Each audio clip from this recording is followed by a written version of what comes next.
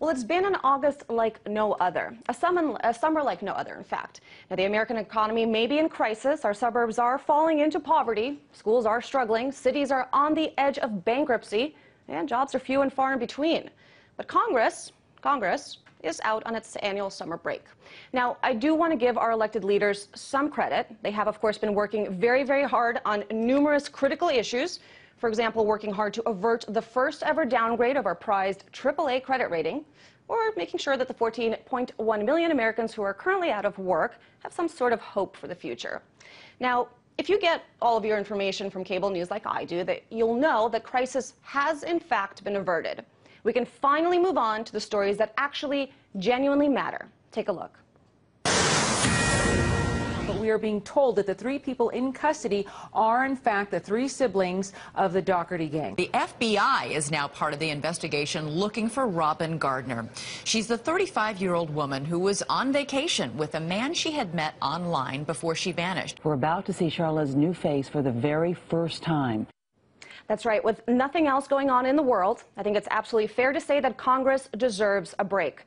I mean, why exhaust yourself dealing with the American people, I mean, just the men and women who elected them into office in the first place, when you can spend an entire week relaxing right here? Think of a 24-hour Mediterranean city. Tel Aviv. Think Israel.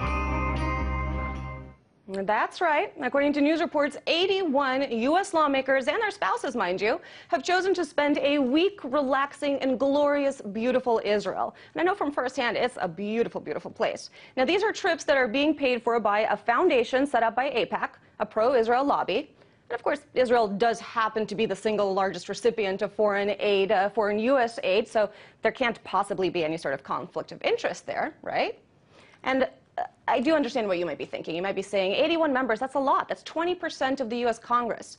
And it may seem like a lot, but, you know, at the end of the day, that's how many people it's going to take to repair ties, broken ties between these two countries, between the U.S. and Israel. Our countries are good friends, and I'm the Minister of Defense. I can tell you that I can hardly remember. I was in uniform for decades. I can hardly remember a better period of both support, American support and backing and Israel cooperation and similar strategic understanding of events around us than what we have right now. You heard the man. So the reason that 81 lawmakers have to take this trip is so they can come back and tell the other 354 members of Congress to stop hating on Israel. After all, no one wants a repeat of the disastrous reception that Israeli Prime Minister got last time he visited Capitol Hill. Take a look.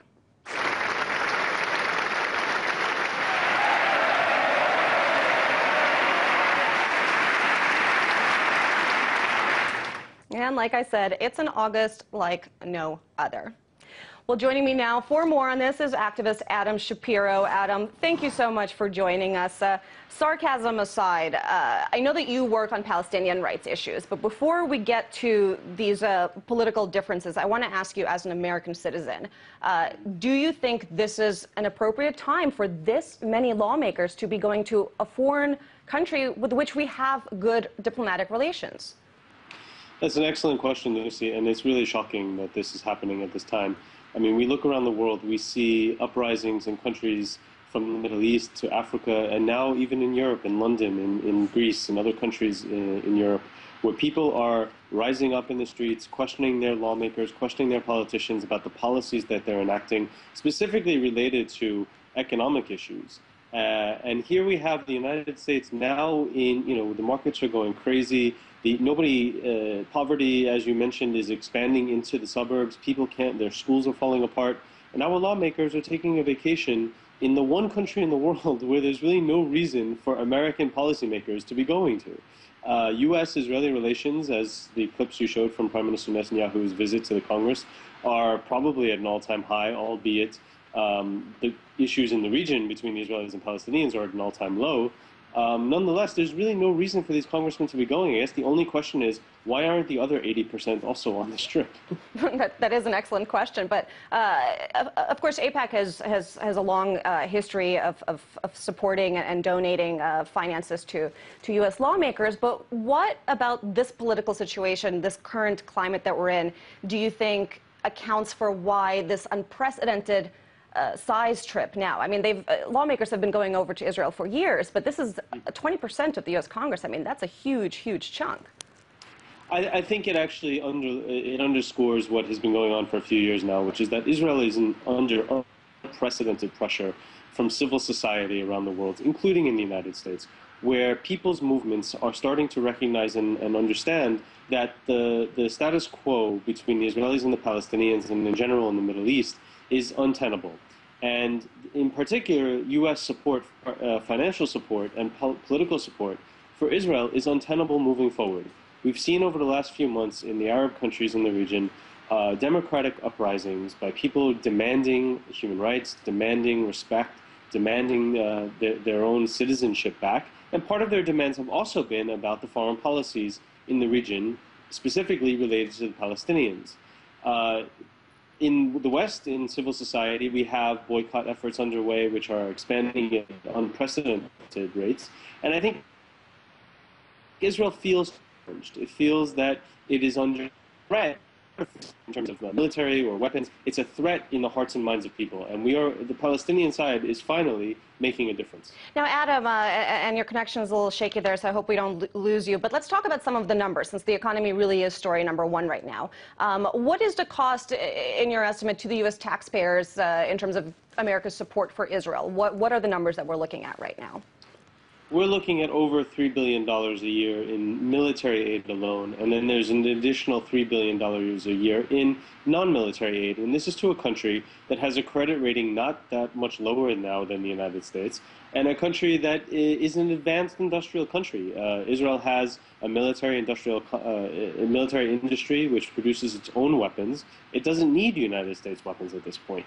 All it does is provide Israel with military superiority so that it continue to harass its neighbors and attack its neighbors, as it did in Lebanon and continues to do often with Lebanon and with the Palestinians. But see, some U.S. dollars do go to Palestine to help, for example, rebuilding infrastructure and other humanitarian projects. Do you ever get the sense that maybe the money is sort of going to competing causes? I wouldn't say it's going to competing causes. The amount that the United States gives to the Palestinians is well under, it's only a few $100 million, which is a lot these days. But the point is that often, as you mentioned, what the money goes to is reconstruction of things that Israel destroys. So the United States pays $10 million, $15 million to build a road or a school or a hospital or a clinic or something like that. Israel, with American-made weaponry, goes and destroys it, and then the United States or Europe has to go pay to rebuild it again. So it's an unending cycle on the Palestinian side, and on the Israeli side is an unending cycle of continuing to give without any questions about where that money is going, why it's being used, and what ultimate policy this is achieving. But, you know, these lawmakers do have to answer to their constituents, and we are entering an election year. What do you think they'll be able to say to their constituents in terms of what the American people are getting back through their taxpayer dollars? Well, I'm sorry that it seems to me that the United States these days, the American public, with the rise of the Tea Party, with the rise of Christian evangelicals, with the rise of the right wing in the United States, as in Europe to some extent as well, increasingly is taking a line that doesn't ask such questions, is only interested in sort of Fox News type headlines. And unfortunately, they won't be asking these questions. They'll only be asking about how are you going to defeat Barack Obama, or how are you going to stop the Democrats from giving health care to everybody. Those are the kinds of questions people ask. They don't really ask the real questions that need to be asked here. The thing is, Adam, I can understand why those kinds of questions make sense in a regular year, but it really does seem to me like we're facing an unprecedented time here. I mean, London is burning. The world markets are a complete disaster. I don't really feel like we've seen this kind of period of unrest in recent memory, and so it's just such a curiosity to me that global political events wouldn't dictate some sort of shift in focus or shift in policy when it comes to the U.S. I would agree with you 100%, but as your intro pointed out, a bit sarcastic, but nonetheless I think on point.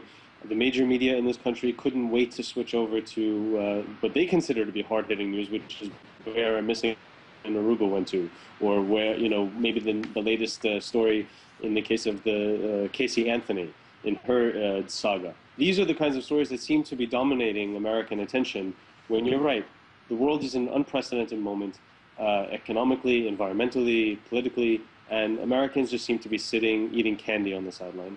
Eating candy and watching, as you rightly point out, somewhat bland news coverage that doesn't seem to mention a single word about this foreign-funded trip to a foreign country at a time where the American people could probably use some help from their own lawmakers right here. Adam Shapiro, thank you so much. Thanks a lot, Lucy.